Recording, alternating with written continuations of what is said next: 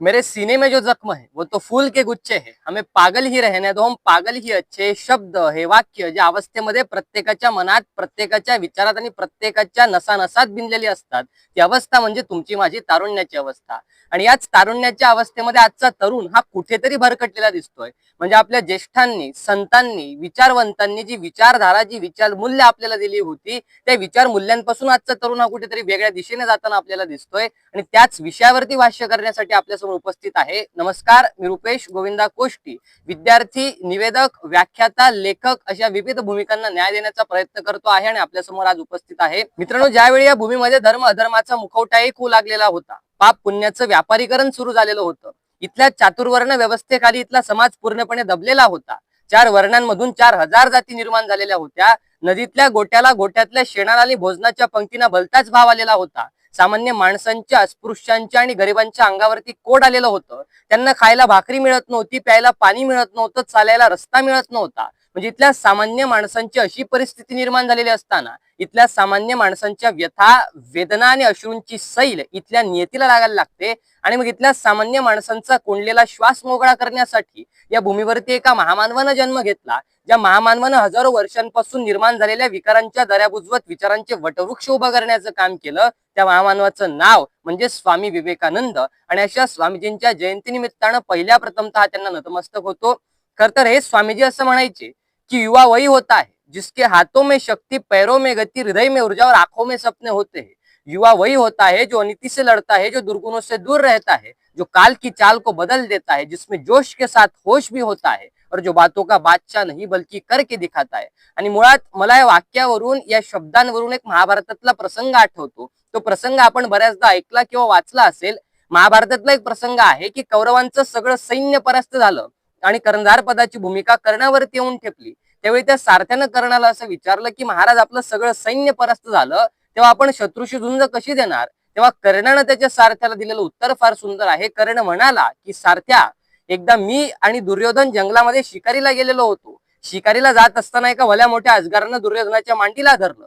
काही केलं, अजगर दुर्योधनाच्या मांडीला सोडायला तयार नव्हतं. इतक्यात सैन्याला बोलवण्यात आलं. सैन्याला बोलवून अजगराची बारीक बारीक तुकडे करून अजगराला बाजूला काढलं. आणि त्या दिवसाला, त्या गोष्टीपासून मी एक गोष्ट शिकलो की नको तिथं दात लावायचा नाही, आणि एकदा दात लावला तर जीव गेला तरी बेहत्तर, पण तो दात तिथला कधीच काढायचा नाही.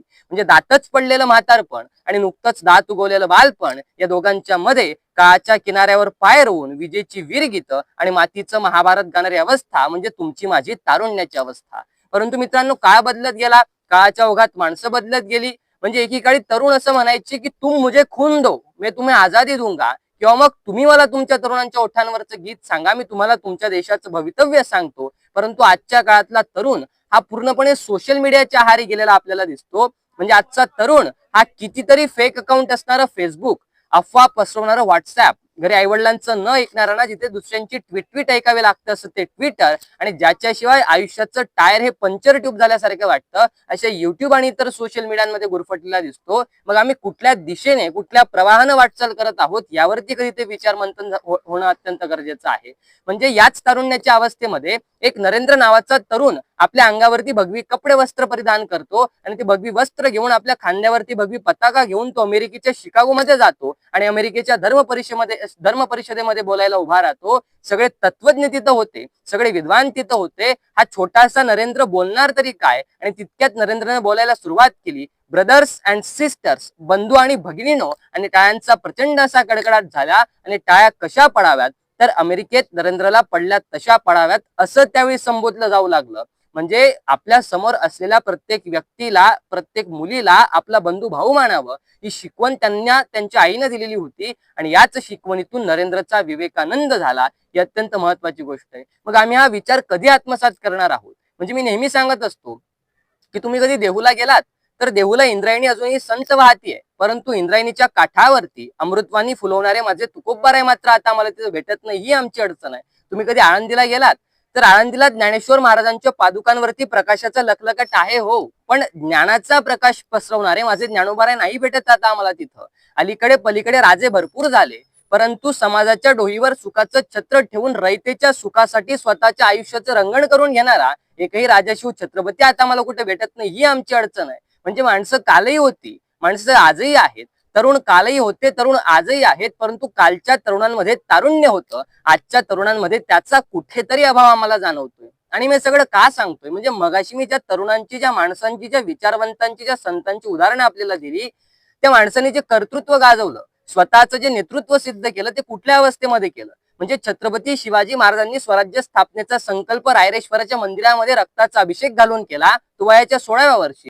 माझ्या तुकोबारांनी गाथा लिहिली वयाच्या 16व्या वर्षी. माझ्या ज्ञानेश्वर महाराजांनी समाधी घेतली, नव्हे तर संजीवन समाधी घेतली, ती वयाच्या 21व्या वर्षी. आणि स्वामी विवेकानंद यांनी अमेरिकेच्या धर्म परिषदेमध्ये स्वतःच्या धर्माची व्याख्या लोकांना समजावून सांगितली, जगाला समजावून सांगितली, ती वयाच्या 23व्या वर्षी. म्हणजे सगळ्या माणसांनी तारुण्याच्या अवस्थेमध्ये स्वतःला सिद्ध करण्याचं काम केलं. आम्ही ते कधी करणार आहोत याच्यावरती कधीतरी आपण विचार, चिंतन, मंथन आणि मनन करणं गरजेचं आहे. आपण ते कराल असा आशावाद व्यक्त करतो आणि थांबतो. नमस्कार.